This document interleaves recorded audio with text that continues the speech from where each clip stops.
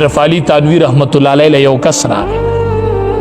ورته وی په سفر وتلی ومه د کوره ډېره موده نه ومه وی دومره غیرتي یمه چې کور ته رالمه نو بیبي رانه تپوس نه شو کولی چې ته چرته تلې بچو تپوس نه شو کولی ما نه ښځه تپوس نشي کولی چې چرته تلې اشرف علي تانوی رحمت الله علیه ته حکیم الامت وایي ښه زمونږ په شان عالم نه و زمونږ په شان علما به د هغه د شاګردۍ قابل نه و چې سبق یې ته ویلی داسې عالم هغه ورته وایي نن د زما په مخ کې دا خوی ذکر که خو بیا چرته دا ذکر نه کې په دې خوی بیا فخر ونه کې هغه ورته ویې ولې وی دا د زناورو خوی دی زما په مخ کې بیا ونه وایي چرته وی چې زناور د بار نه رادنده شي نو کور کې بیبي او بچی پټ شي وی زناور راغې څوک ونه چقی چرته وی دا خوی دی ته په دې فخر کوي چې ته د سفر نه راغلی وې بچو را منډې کړی وې ابو چرته تلی وې بچی دی اوږې ته ختلی وې اباجانه چرته تلی وې ته خو نه وې دا دومره ورځې نه وې بیبي راغلی وې چرته تلی وې ته ولې نه وې تا ته موږ نه یادېدلو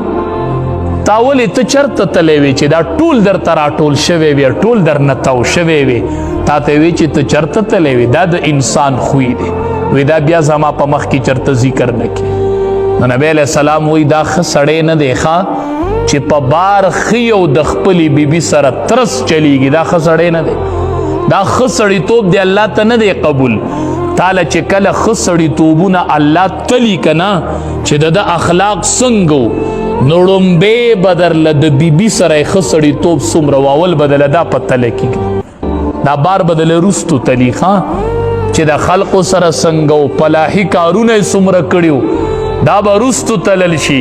د ټولو نه ړومبې به درله د بیبي سره ښه سړیتوب دا تلل شي چې د بیبي سره یې ښه سړیتوب څومره دا به اول په تله کې به درله دا ږدي چې د 50 سال ژوند درله وتلي او تا 50 سال د بیبي ته سپک کتلي دا بیبي په چاردیوالۍ دنده ناسته ته بار ګرځې ماسخوتن راشي دا بیبي وایي ایبا ماسخوتن مراشي ما سره به خوږې خبرې وکړي ایبا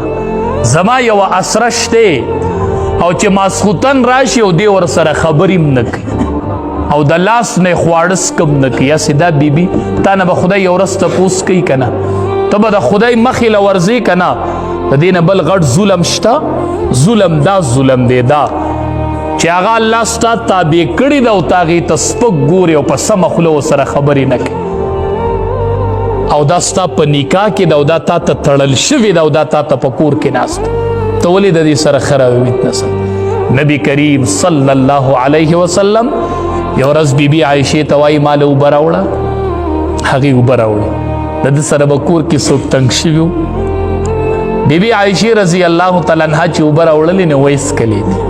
نبی علیہ السلام ورته وی تا تی اوبه وڅښلې وی او وی په کوم ځای دې خوله لګولې وه چې اوبه دې څښلې وی په دې ځای وی راکه په هغه ځای خپله خوله ولګوله اوبه یې دې وڅښلې دا د دواړو جهانو سردار